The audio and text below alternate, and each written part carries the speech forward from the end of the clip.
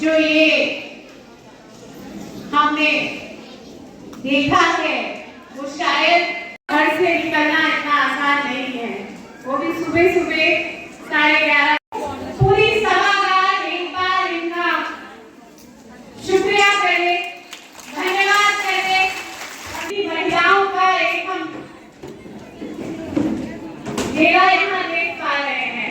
आप लोगों को बहुत बहुत बधाइयाँ इकट्ठी हैं और भारत माता की जय बोल रहे हैं।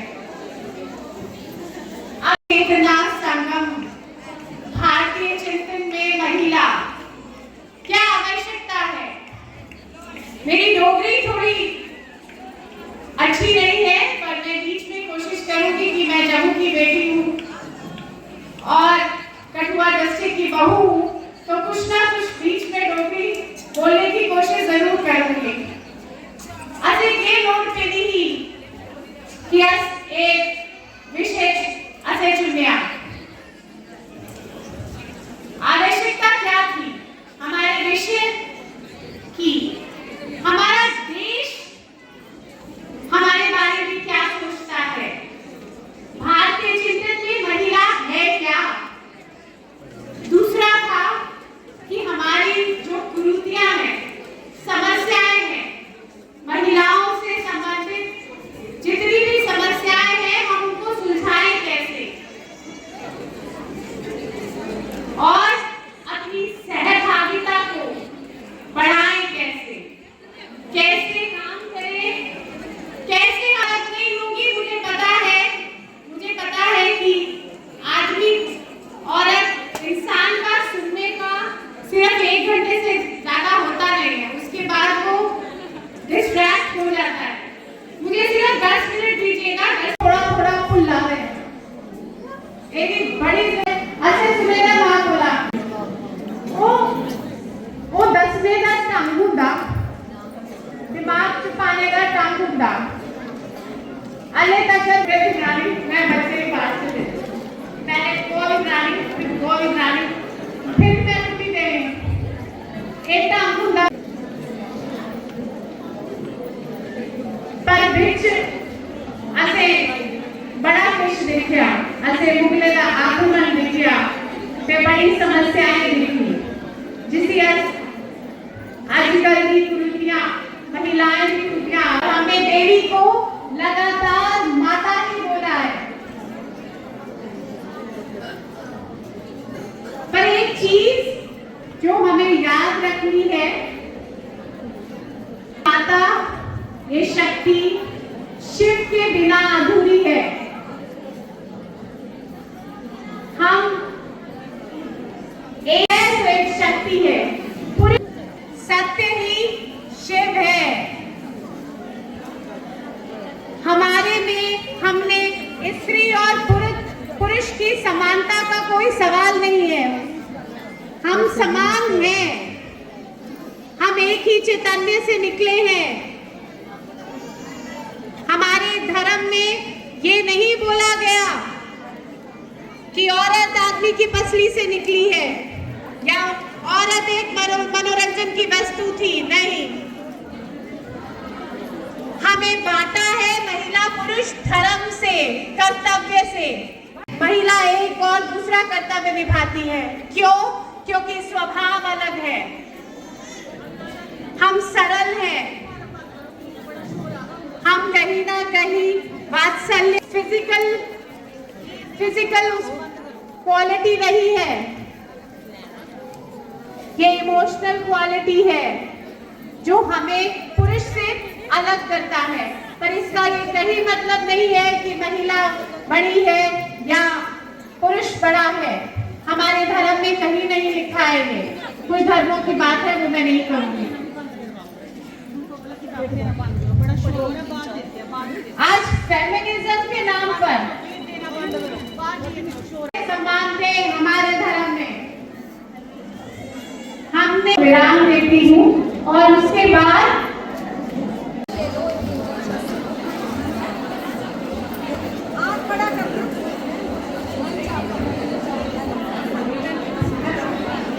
शोर नहीं करना है, ये चर्चा है कि आपको उसका समाधान भी बता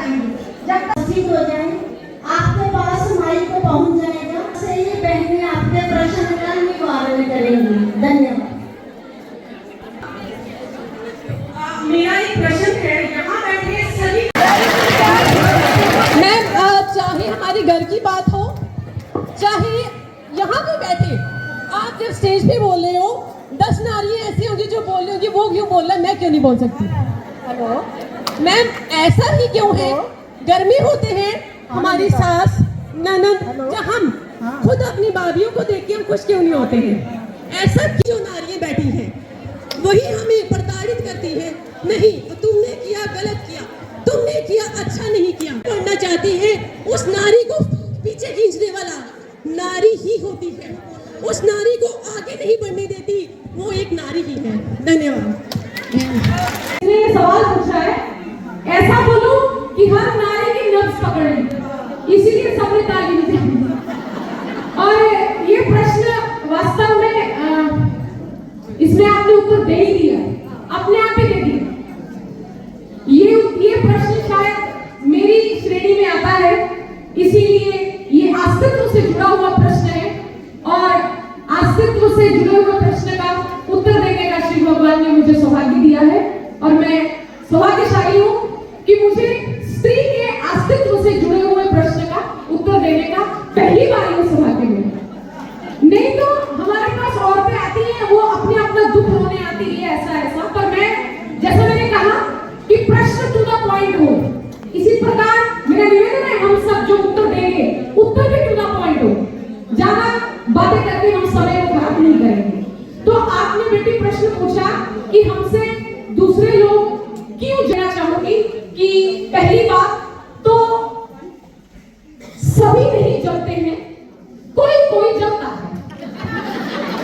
है ना, उसमें हम पूरा उसको हम तो जनरलाइज मत कर दो कि सभी जलते हैं। हाँ मैं ये बात कह सकती हूँ कि आपकी सास ननद जेठानी देवरानी वास्तव में ये जलन नहीं है, ये कंपटीशन है। मैं इसको जलन नहीं मानती, मुझे इस बात का एहसास है कि जब परिवार में एक बेटी आगे बढ़ती है या जब बहुएं कमाने निकलती हैं, सबसे ज्यादा खुश सास होती है। उसको फील होता है कि मेरे बेटे का भविष्य सुरक्षित हो गया। और अगर मेरा बेटा 10,000 20,000 जो भी आप लगा लो कमाता है, अभी ये भी करना मेरा पे कमाएगा, सबसे ज्यादा खुश सास होती है, माँ होती है। मैं ये साथ में बोल दूं, ननद भी अंदर से खुश होती है, अब भाभी कमा के लाएगी 100 रुपया हमें ज्यादा मिलेगा। ये अपनी बात जब हम राखी और तिलक करने जाएंगे तो हमें शब्द ज्यादा लेके आएंगे। आगे दूसरा कोई प्रश्न है? अम्मा ये प्रश्न मेरी जोगी में आता है, अब सुनो मैं क्या कहती हूँ, आप समझो क्या है। मैं बड़ी सरलता से समझाऊंगी, अम्मा आपको नहीं समझ आए तो फिर से बात कर लेना है।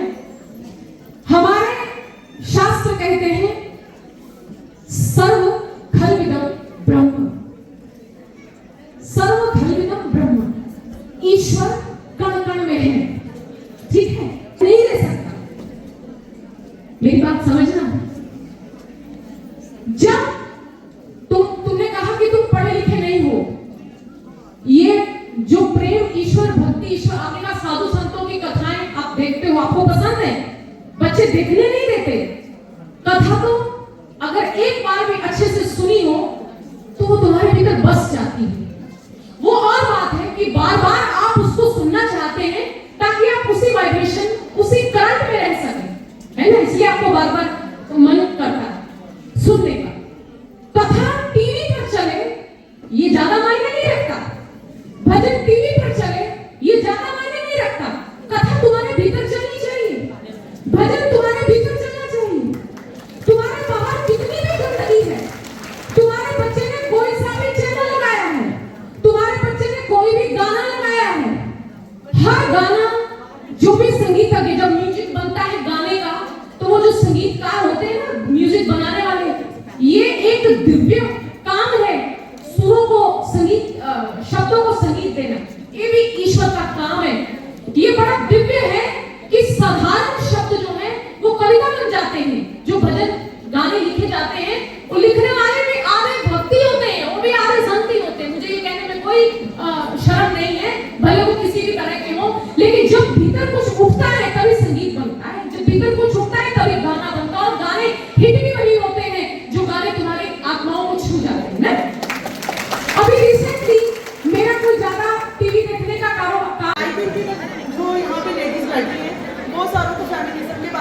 नहीं था। दूसरी बात ये है कि इस प्रोग्राम में बहुत ही अच्छा प्रोग्राम था, बहुत हमें चीज़ें सीखने को मिली। लेकिन एक चीज़ तो मैं रखना चाहती हूँ यहाँ पे कि बहुत सारी महिलाएं ऐसी हैं जो घर में बैठ के भी कमाई का एक जरिया बना सकती हैं, जैसे कि सेल्फ हेल्प ग्रुप्स होते हैं। तो क्यों ना, हमें अभी एक बुकलेट सी मिली थी, उसमें भी बहुत सारे प्रोग्राम्स के बारे में लिखा हुआ है जो कि गवर्नमेंट ने लिए हुए हैं, जहाँ पे वुमेन जो है वो घर बैठ के जो है वो अपनी अर्निंग्स जो है वो कर सकती हैं। तो आई थिंक मुझे लगता है कि इस प्रोग्राम में बहुत सारी चीज़ें सीखने को तो मिली हैं, बट जो योजनाएं हैं जो भी औरतों को एक बेनिफिट दे सकती हैं उसके ऊपर भी चर्चा हो मैम। और फेमिनिज्म का जैसे आपने हमें बताया, might be 10 or 20 of us have the knowledge of that, but many of them do not have। तो हमें चाहते हैं कि थोड़ा सा उस चीज़ को जो है वो फेमिनिज्म एक चाहती थी कि फेमिनिज्म जिस इस दौर की बच्चियां जो नेटफ्लिक्स या ओटीटी देख के ले रही हैं कि हमें जम्मू कश्मीर में 12 सम्मेलन हो रहे हैं नारी चेतना संगम के नाम से। ये महिला समन्वय जम्मू कश्मीर प्रांत के सम्मेलन हैं। नाम हमने रखा है नारी चेतना संगम। ऐसे ही पूरे भारतवर्ष में चल रहे हैं, लेकिन नाम अलग अलग तरह से रखा हुआ है। इसमें पूरे भारतवर्ष में 230 सम्मेलन हुए हैं और उसमें 3,30,000 महिलाओं ने भाग लिया है। इसी तरह हमारे जम्मू कश्मीर में अभी तक ये 8वां सम्मेलन है। 7 पहले हुए हैं, 8वां सम्मेलन हो रहा है और इसमें 2600 की संख्या है। लेकिन इस सम्मेलन में सबसे बढ़ के मैंने देखी है, यहाँ बहुत रौनक और बहुत ज़्यादा संख्या है। पूरे जम्मू कश्मीर में जितने सम्मेलन आज तक हुए हैं, लेकिन कठुआ वालों ने सबसे बढ़ के बहुत अच्छा ये नारी चेतना संगम का प्रोग्राम किया है।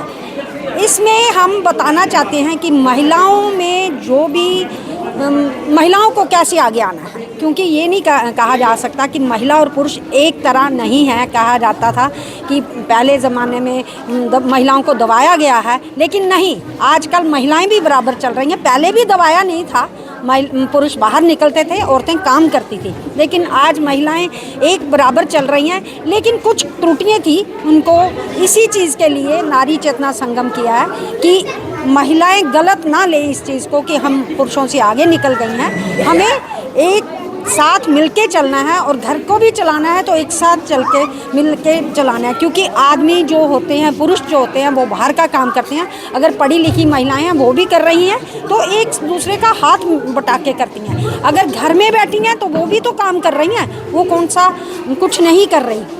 उनको भी ये सोचना चाहिए कि पुरुष जो हैं वो बाहर का कर रहे हैं, हम घर का कर रहे हैं। ये इस दोनों हम एक गाड़ी के पहिए हैं, इकट्ठे चलते हैं, इकट्ठे चलते रहेंगे। धन्यवाद। हम सब यहाँ खजूरिया फांस में इकट्ठे हुए हैं। ये नारी चेतना संगम का एक भव्य कार्यक्रम का आयोजन किया गया है, जहाँ पे हज़ारों की तादाद में महिलाओं ने बढ़ चढ़ के भाग लिया।